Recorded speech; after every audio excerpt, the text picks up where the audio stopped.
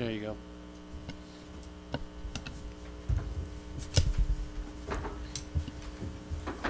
Sorry, we're having technical difficulties. Councilman Cole is not here this evening to handle the soundboard. He's probably at home laughing at me that I couldn't figure that out. All good, back to business. We have the Town of Warwick Town Board meeting for December 4th. Clerk, would you please call roll? Supervisor Dwyer? Here. Councilman Cole is not here today. Councilman D'Angelo? Here. Councilman Mattingly? Here. Councilman Schubach? Here. Thank you. All right, we're going to begin tonight with a presentation from our town historian, Sue Gardner, relating to the 250th celebration of the founding of the United States of America.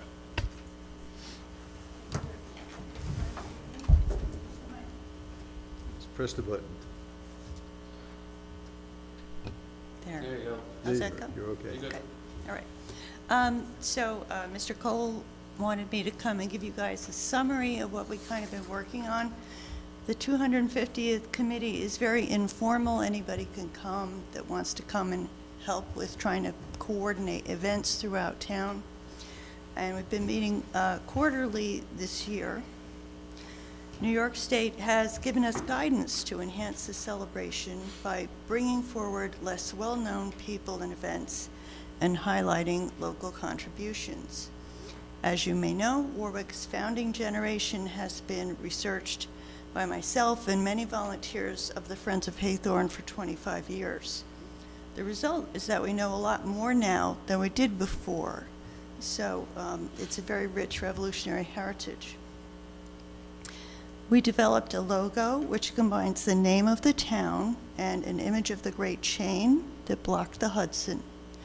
That was forged at a secret forge which actually lies within the town of Warwick in Sterling Forest State Park.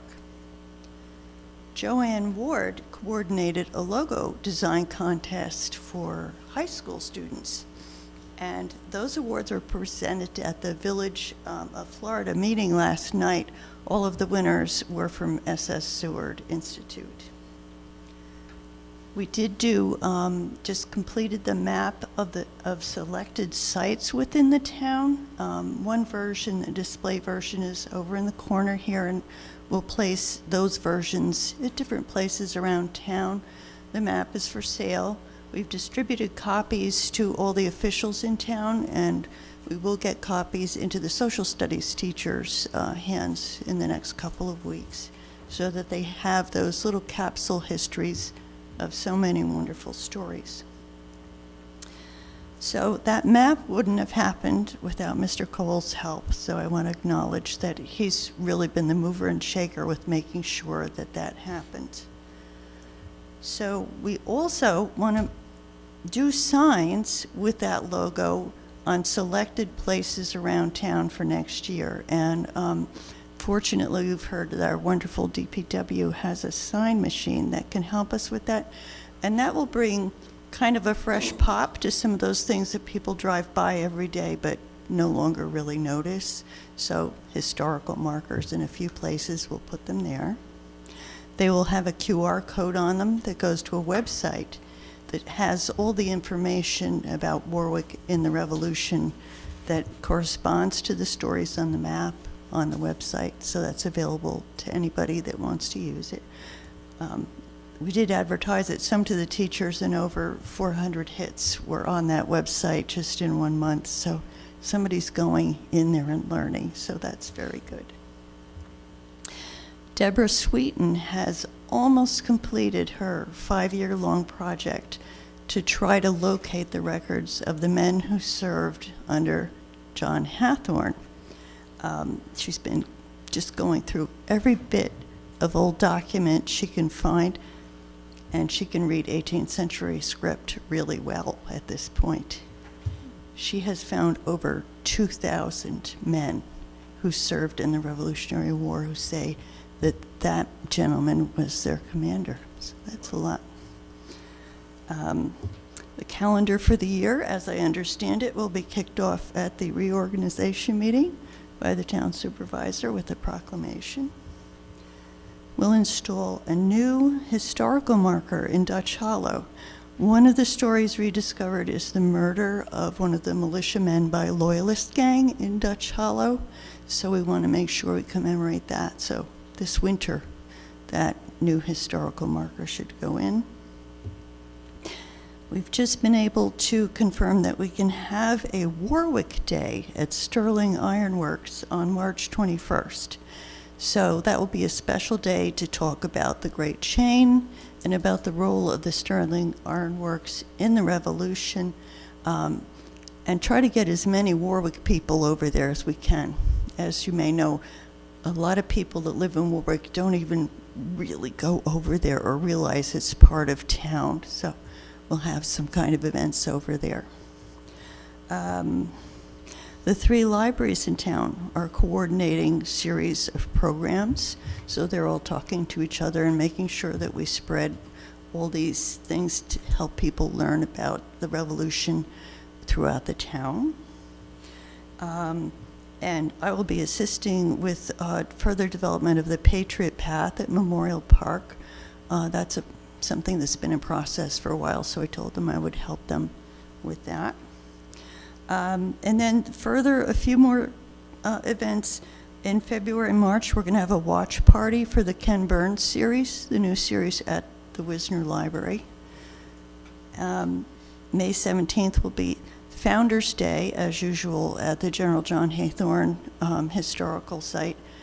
We do that outdoors, and this year there will be little learning stations for particular patriots. So it'll be kind of a meet and greet with some of our patriots. So I think that'll be very special. And as usual, we will do the Battle of Minnesink commemoration on the 22nd of July. We're loading events as we find out about them on a very simple website so that we can share information. Okay? All right. Thank you very much.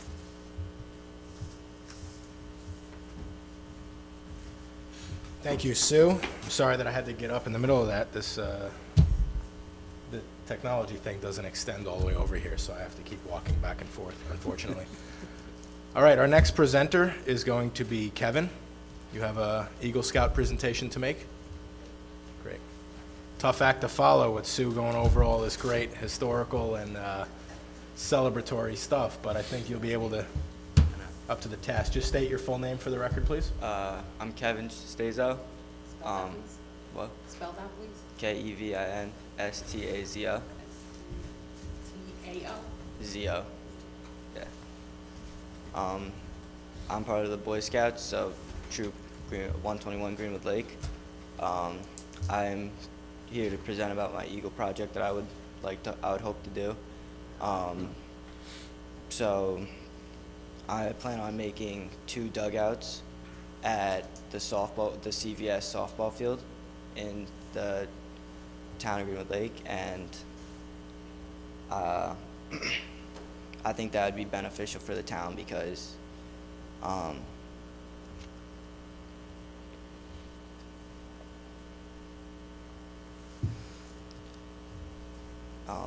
lot of people there, they play at the softball fields pretty frequently during the spring and fall for softball and like Little League baseball.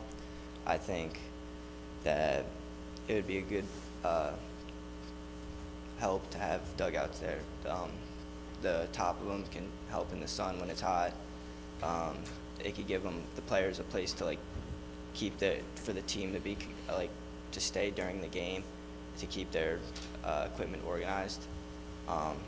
It gives them the place to be part of the team. They're not all separated people, right? Because right now there's two benches, and there's no place for them to stay.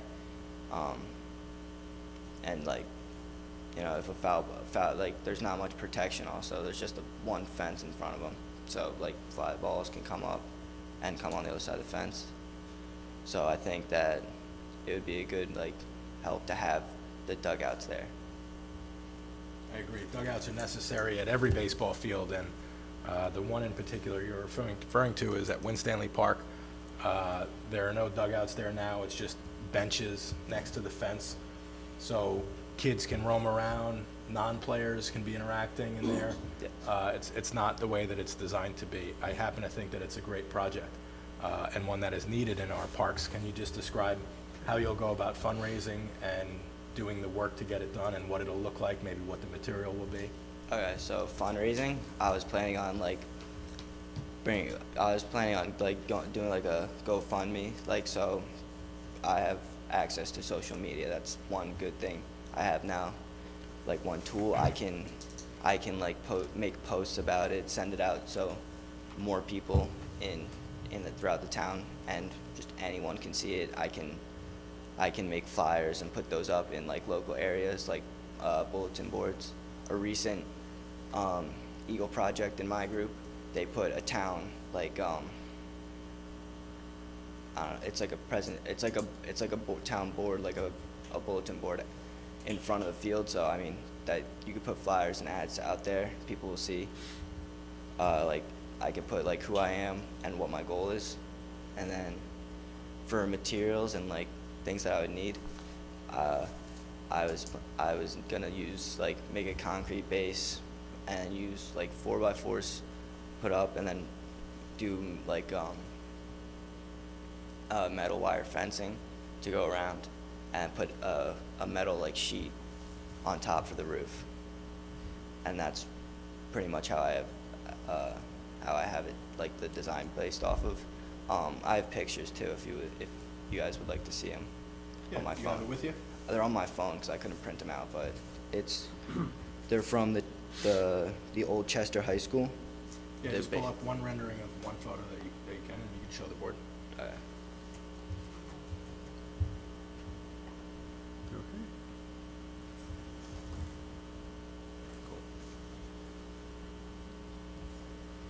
very nice. Thank you, Kevin. So that's pretty much what the design on the whole is. And when do you plan on starting, and when do you hope to be completed by? I plan on starting towards the end of February, or like mid to end of February, and I plan on completing it by the end of April. Okay. When do you turn 18? I turn 18 May 4th. Okay, so you got it till the end of April. Yes. Okay, very good. Anybody have any questions for Kevin? That's good. Everybody's okay with this? Yeah, it's a great idea. You have the paperwork to sign, I'll do it right now. Even though I might see you at the meeting in a little while when I pick up Joe from the Boy Scout meeting.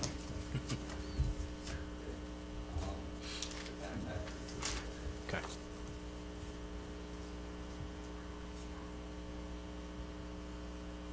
You're going to have that information out about your GoFundMe project.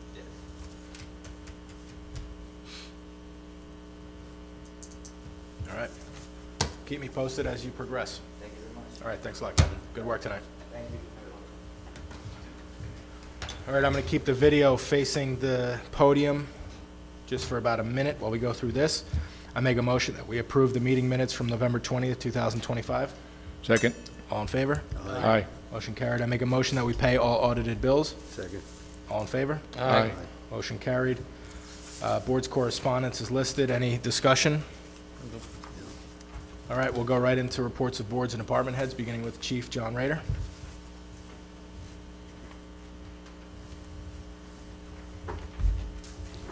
Thank you, Mr. Supervisor. I only have 2 items for tonight's report. We had our first snow event of the winter this past Tuesday. During that time, we responded to 21 motor vehicle accidents. First of all, Ben, to you and your crew and the other DPWs, great job trying to keep up with it. One of your trucks got delayed in one of those accidents, was unable to turn around and had to wait for it to be cleared up.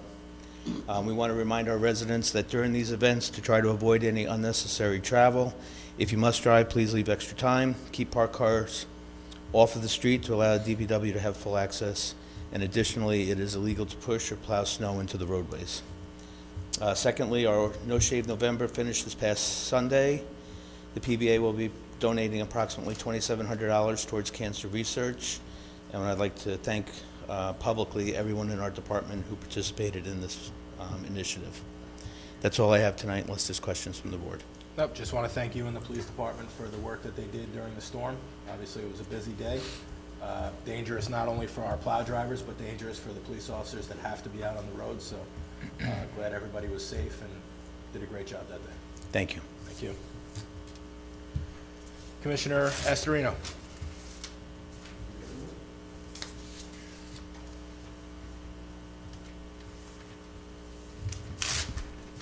As Chief Rader said, we had our first snowfall of the year. Thank you for the PD to be out there. Just to urge everyone, we know that was the first snowfall of the year, to slow down, to take your time. You will get there. And to our DPW crew, they always do a phenomenal job. They're out there from the minute it starts to the minute it ends. So they did a great job. Also, we did some drainage. We did some drainage work on Cascade Road, Four Corners Road, Penaluna Road, Nelson Road, Iron Mountain Road. We cleaned the leaves from the ditches. We finished up the ditch work on Big Island Road. We did some tree work on Onderdonk Road. We took down a dead tree. Today we took down 3 dead trees on Big Island Road. Potholes, we did fill them with hot mix. They will be using cold mix from now on. The hot mix plants are closed. Snow plowing, as you mentioned, on 12-2, we plowed and sanded all roads. We hauled some road grit to the stockpile, and we hauled some sand salt mix to the Greenwood Lake facility and some straight salt to the Greenwood Lake facility. Any questions? No, but I do want to commend the DPW. Always doing a great job, you know, you. with the resources that they have available. You know, they were out there for more than just a full day. I mean, I was down there with you guys in the morning. They were all working, getting ready, and everything was prepped. And you know, they do a really good job, and sometimes people have unrealistic expectations for how quickly we can do things, but Town of Warwick is a big town, and we have a lot of roads, so. Absolutely. They There did a is great a job. there is a time frame to get from when to start your route till you finish your route. Yeah, exactly. And those trucks go at 15 to 18 miles an hour. I rode with one driver. Our top speed that morning for half the route was 15 miles an hour to get out to the roads, to plow and sand and come back. And that's his first load. Then he came back and got a second load.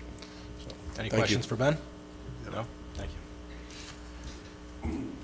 Deputy Commissioner McPherson. Good evening, everyone.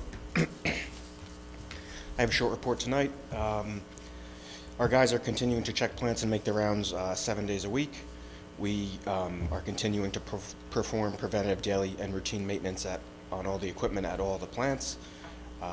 We submitted water and wastewater reports to all regulatory agencies for the month of November. We collected and submitted all water and wastewater sample results for the month of November and submitted results as well. Today we had a booster pump go down at Warwick Heights Pump Station. We removed and replaced it with a backup we had and sent the pump out for repair.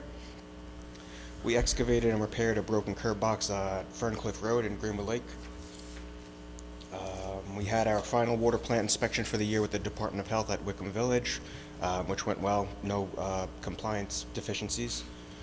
And the sewer plants operated well for the month of November. We were able to maintain compliance with the consent order limits for the month of November with no major disruptions. Great. Any questions for Matt? No. Thank you, Matt. Recreation Director Walter.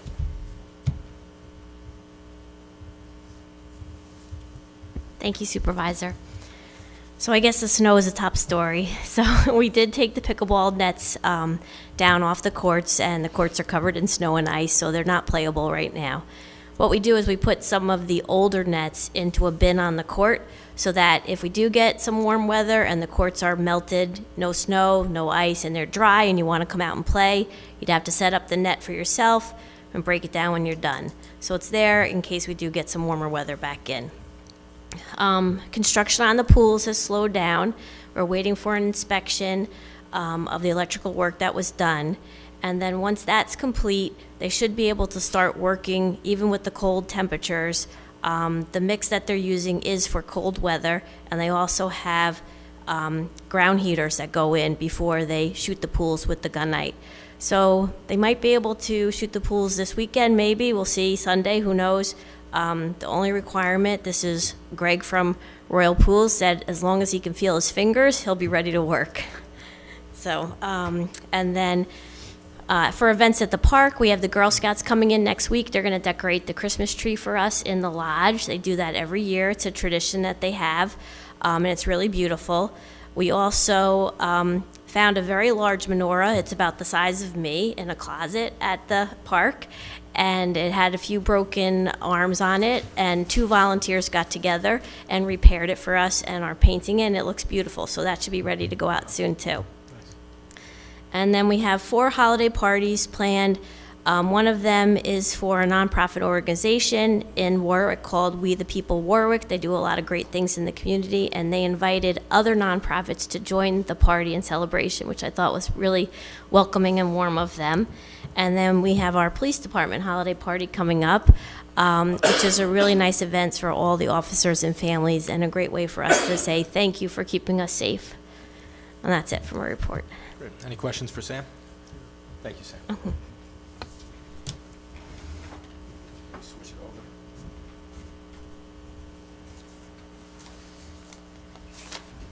We're not broadcasting this, right? Yeah. All right, Councilman D'Angelo, your report, please. Okay. For the Warwick Valley Humane Society, they have a cold weather advisory. New York State mandates that outside dogs must have proper shelter available to them if left outside beyond bathroom breaks. The structure must have a solid roof or be insulated off the ground and large enough for a dog to stand up and lay down comfortably. It is the dog's choice to use it or not, but it must be available. It is a violation with fines if this law is not adhered to. All animals left outside should have shelter available to escape the cold, wind, and rain and snow.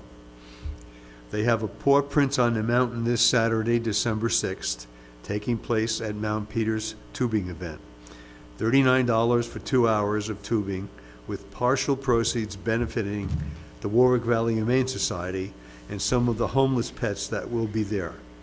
Bring a gift from the Humane Society's wish list and receive a free goodie bag.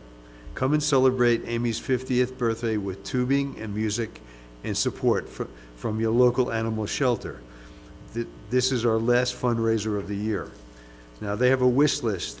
It's pate canned cat food, Science Diet dry dog and cat food, paper towels, bleach, 13-gallon unscented garbage bags, and medium-sized exam gloves. They don't want any blankets or regular towels or newspapers are needed at this time. And that's all I have. Thank you. Great, thank you. Councilman Mattingly, your report, please. Thank you, Supervisor. Join the Warwick Valley Chamber of Commerce for a holiday party at Grappa's La Piazza Lounge in Warwick on December 11th. That's Thursday from 5:30 to 7:30. Enjoy delicious food, cash bar, and more importantly, networking with business colleagues, old friends, and new connections. This year, the Chamber will raffle a 2026 membership to one lucky guest. Lash City in Warwick will have a ribbon cutting. This is rescheduled on Tuesday, December 9th at 4 p.m., 10 South Street in Warwick. Join us to welcome this business to the Chamber, specializing in lashes, and to have you looking your best. And I believe this is also a rescheduled ribbon cutting. Agave y Maíz will have the ribbon cutting Friday, December 12th at 10:30 a.m., location 172 Route 94 South in Warwick. Start off your day right by attending the grand opening of Agave y Maíz. The Village of Florida Chamber of Commerce wants everyone to know that the tree lighting at the First Presbyterian Church in the Village of Florida will be Saturday, December 6th at 4 p.m. That's located at number 1 North Main Street in Florida. For a full list of events, visit floridanychamber.com. For a full list of events at the Pine Island Chamber, visit pineislandny.com/events. And for Greenwood Lake, gwlnychamber.com/events. And that's my report for this evening, Supervisor. Great, thank you. Councilman Schuback, your report, please. Nothing to report at this time. Okay, Clerk Astorino? Okay, the fees collected for November of 2025 were $17,870.53, and the fees paid out were $4,832.66. We have a bid proposal for a shed at Mountain Lake Park. The first is from J&G Farms, Inc. for $4,476. The second is Gray Woodworks for $7,568. The third is Quality Sheds. There was no submittal. And also, we reached out to Superior Sheds, and there was no submittal from them either. The next proposal is for a fence at Mountain Lake Park. The first is A Better Fence Company, Inc. Their proposal was $5,880. The second was from Cupiris Custom Fence, Inc. for $6,300. And the last was Ketchum Fence, Inc. for $10,300. And that's it. Thank you. All right, my report. The state DOT contractor is wrapping up their road work on the 94 corridor. Hopefully trying to get everything wrapped up by tomorrow, but I don't know. I drove through there today, and it didn't look like they were getting everything wrapped up, so we'll see. Their target is tomorrow, but probably by the latest next week. Their goal is to have the roundabout begin in March of 2026, so the very first project of next year, they're hoping to begin working on that roundabout. Once they finalize all the details, we will publish the rerouting information and any sort of detour information that the public will need to abide by during this process. We are continuing the town solar feasibility study to analyze whether or not solar infrastructure on town buildings and town property would make sense. We had a great conference call with the grant paid for company that's doing our feasibility study. And right now we're looking at the Orange and Rockland interconnection to gauge whether or not there will be additional costs to get this infrastructure connected to the grid. But it's looking really promising. And again, as everything right now is all grant funded to do this study, and the town is not committed to take any action. We're just looking to see if it makes sense for us. And obviously we'll speak with the board and communicate everything with the public to make sure that everybody's on the same page as we move forward. We're continuing to work very aggressively on the Wickham Sewer District's priority action plan. We should be hearing any day whether or not we're getting any sort of grant funding. There are 3 major grants that we've applied for, and the first one, the WIA grant, is generally announced in the beginning of December. Last year's announcement was December 1st, so any day now we should hear about that. So we're working very quickly on getting a priority action plan, and it'll be based on whether we do get grant funding or we do not get grant funding. We will at least have the plan of attack to move forward, because there are a lot of things that have to happen pretty quickly. And obviously we don't want to spend much money until we know whether or not we're getting a grant to pay for the work that we're going to be doing. We're continuing the Jane Street Bridge design portion of the project. Pretty much all hands on deck for this process right now. We're trying to work as quickly as we possibly can to get the design completed, and we'll provide updates as they become available. We are working on the final details of a potential multi-use trail that will connect the downtown village of Warwick with the Price Chopper ShopRite business district. The proposed trail will go down Route 94, turn down Hathorne Road, and then come back out onto Route 94 after the interchange, and then it'll cross over potentially at the Price Chopper intersection.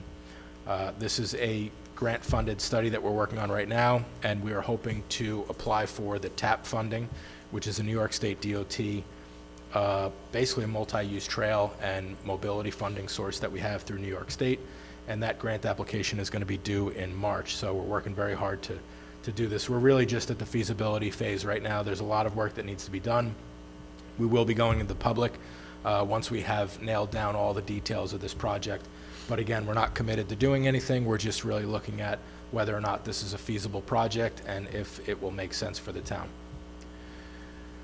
The town board is going to be adopting a resolution tonight to have a revenue sharing program with each of the villages related to the cannabis sales tax that is being brought in from a local business within the town of Warwick. I just wanted to clarify a recent article in the newspaper that said that we're expecting $100,000 this year to share among the villages. That is not accurate. The amount that we've received that is for Q3 of 2025 was $17,000, and that was the first quarter of that business's operation. What I said at the last meeting was that we anticipate roughly $100,000 of local tax revenue that we will share among the town and the 3 villages for 2026. So as of right now, I don't want the villages spending more than they're going to actually get. The number we're splitting is $17,000. And the split that we're going to have is the town will get it's based on population, And we have a very similar model that is modeled after what the county uses for sales tax distribution.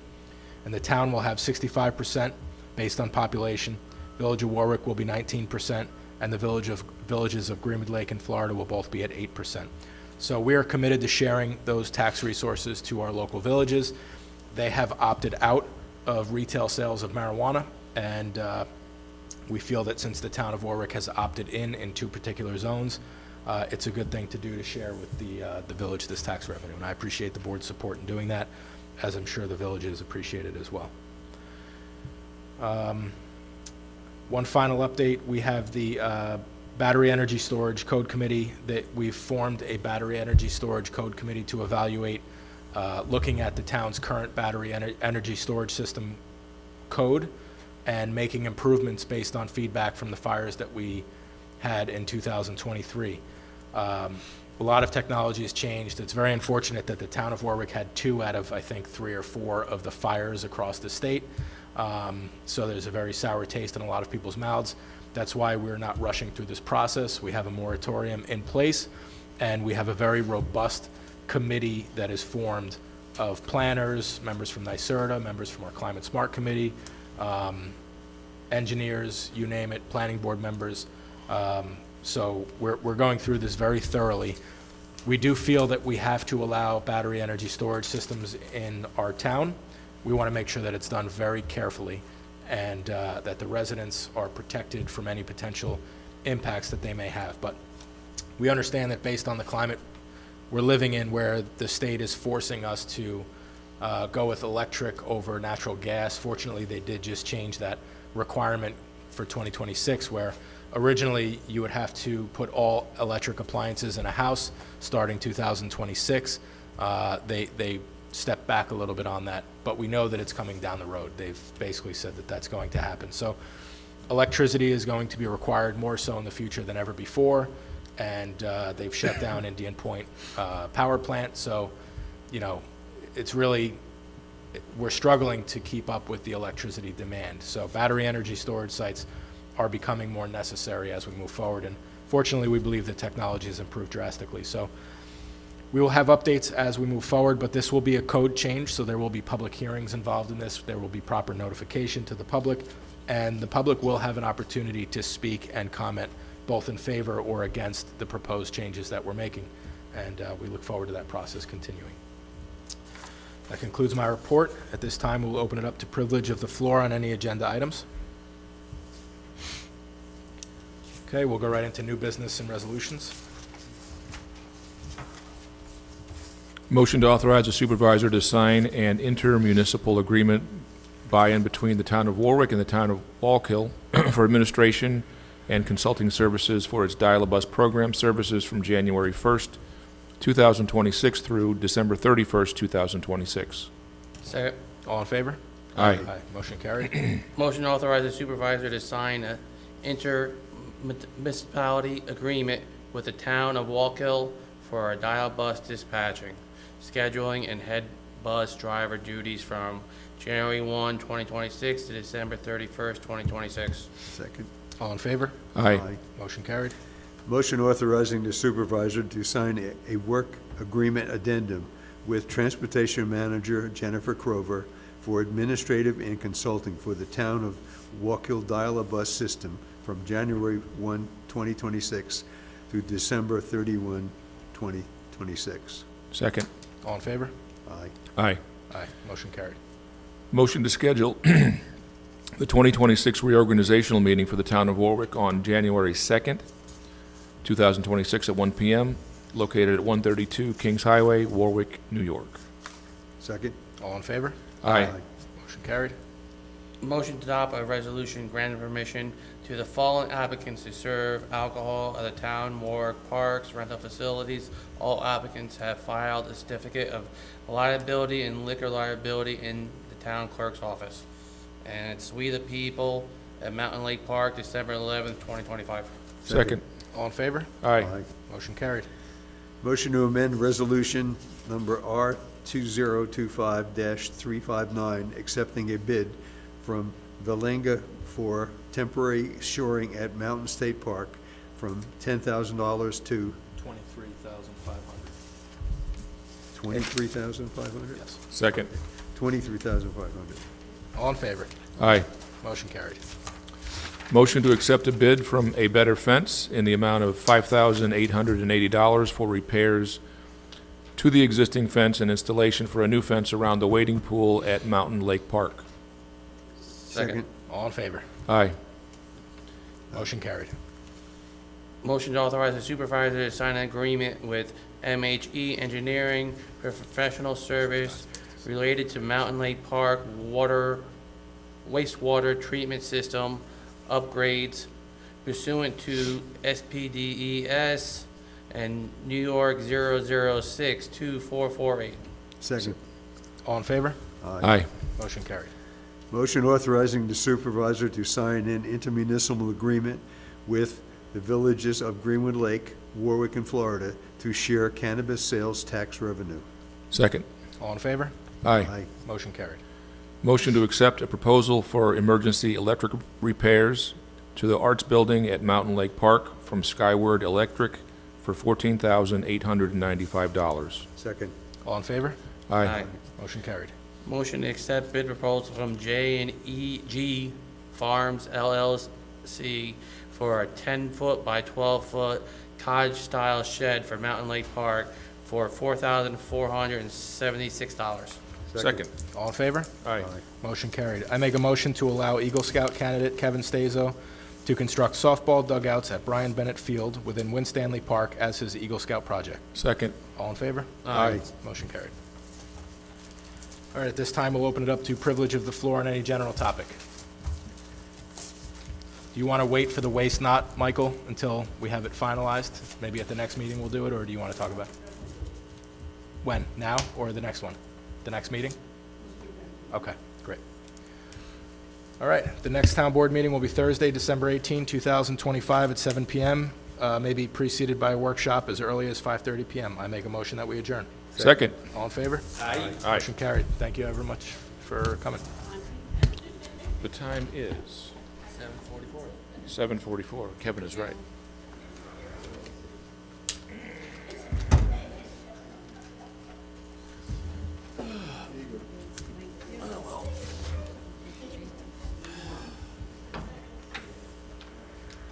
So what kind of beer?